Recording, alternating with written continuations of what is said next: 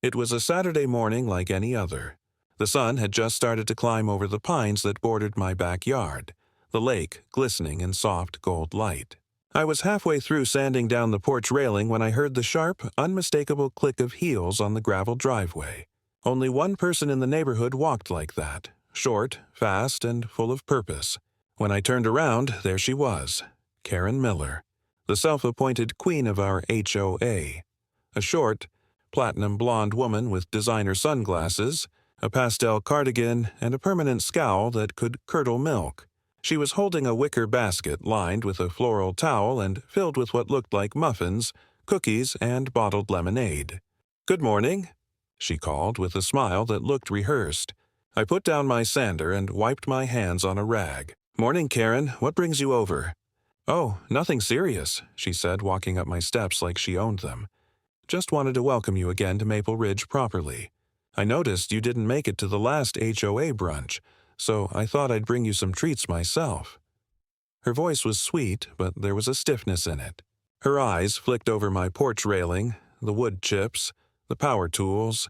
She wasn't here to be kind, she was inspecting. "That's nice of you," I said cautiously, "but I'm actually in the middle of some work here." She waved that off with a laugh that didn't sound real. "Oh, don't be silly. Everyone loves my lemon muffins. Go on, try one." She lifted the basket toward me. I hesitated. The muffins did smell good, I'll admit that. But I knew how Karen operated. Nothing in this neighborhood came free, not even muffins. "Thanks, but I'm good," I said, keeping my tone polite. "I already ate." Her smile froze. "You sure?" "Yeah, I'm sure. But I appreciate the gesture." Something shifted in her face. The polite smile melted into something sharp. "Well," she said slowly, "I was just trying to be neighborly. You know, show that we take care of one another here in Maple Ridge." "I get that," I said, turning back to my tools, "but really, I'm fine." There was a pause. Then, in a tone that was almost too casual, she asked, "So, what are you working on, anyway? That porch wasn't approved in your improvement request, was it?" I turned back around. "It's just sanding and refinishing, nothing structural." "Doesn't need approval." She nodded, but her lips pressed into a thin line. We'll see about that." And then, like flipping a switch, she was cheerful again. "Well, I'll just leave the muffins here for you," she said, setting the basket on my porch rail. "I'd rather you didn't," I replied. "I really don't want to waste them."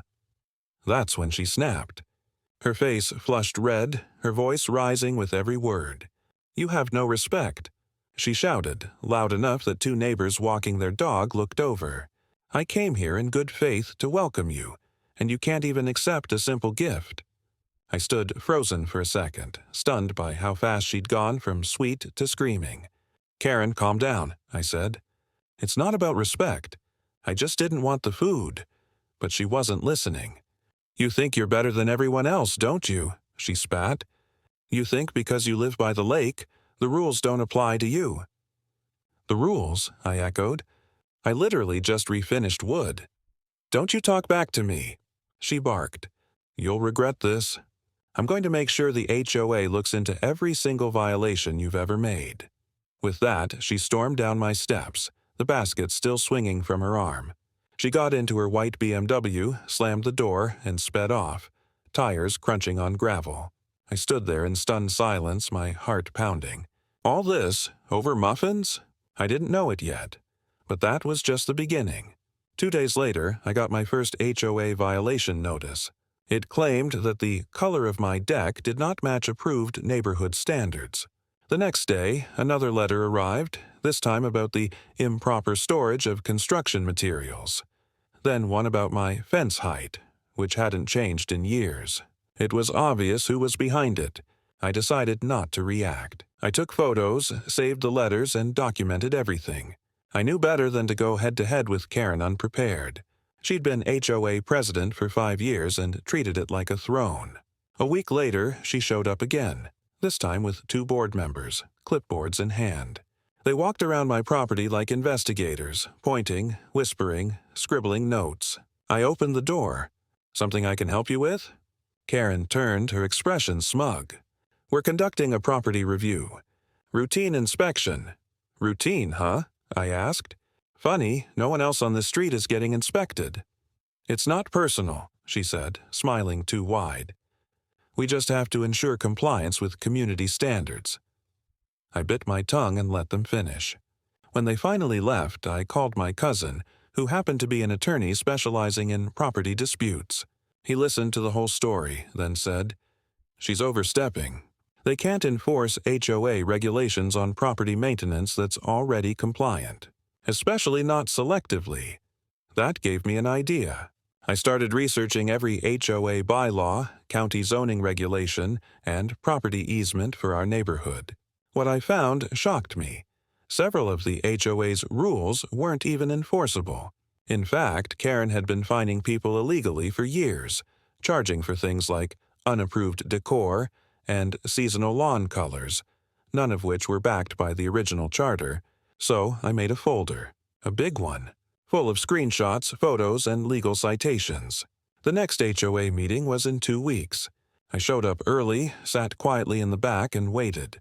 Karen spotted me as she started her usual opening speech about community harmony. Her eyes narrowed, but she kept going. Then came the violation review portion of the meeting. She brought up my name right away. "We've had several reports about a non-compliant deck and cluttered property," she said, looking directly at me. I raised my hand. "Mind if I respond?" She hesitated. "This isn't—" "I think it is," I cut in, "since you're discussing my property in front of everyone." The room fell quiet. I stood up, walked to the front, and set my folder down on the table. I've documented every inspection, letter, and fine I've received over the last month, along with proof that my deck, fence, and home color all meet county and HOA standards. But here's what's really interesting. Half the fines this board has issued in the past year violate your own governing documents. A murmur rippled through the room. Karen's face turned pale. "That's not true," she said weakly. "Oh, it is," I replied. "And if you'd like, I can forward everything to the county compliance office. Or maybe to the local paper. I'm sure they'd love a story about an HOA president overstepping her authority." Her jaw tightened. The other board members looked at one another, clearly uncomfortable. One of them, a man named Roger, finally spoke up. "Karen, is this accurate?" She didn't answer. Roger cleared his throat. "Perhaps we should table this for review." By the end of the meeting, half the room was whispering. Karen left without saying another word. The next morning, I found a new basket on my porch. Same wicker, same floral towel. Inside, a single muffin and a note that read, "Truce." I didn't touch it. Word spread fast after that meeting. Several neighbors came by over the next week to thank me quietly. "We were too afraid to speak up," one woman said. "She's been bullying everyone for years." Within a month, Karen resigned as HOA president for personal reasons. The fines stopped. The letters stopped. And peace returned to Maple Ridge. Sometimes I still see her driving by, slowing her car near my house. She doesn't wave. She just looks for a second, maybe remembering that morning when she thought she could control me with muffins and fake smiles. I never said anything cruel to her. I didn't need to, because in the end, she screamed at me for refusing her free snacks, accused me of having no respect, and lost all of hers in front of the entire neighborhood. Now, when I sit on my perfectly approved porch with a cup of coffee, I can't help but smirk a little. Not out of spite, but out of satisfaction. Respect isn't something you demand with muffins. It's something you earn by not backing down.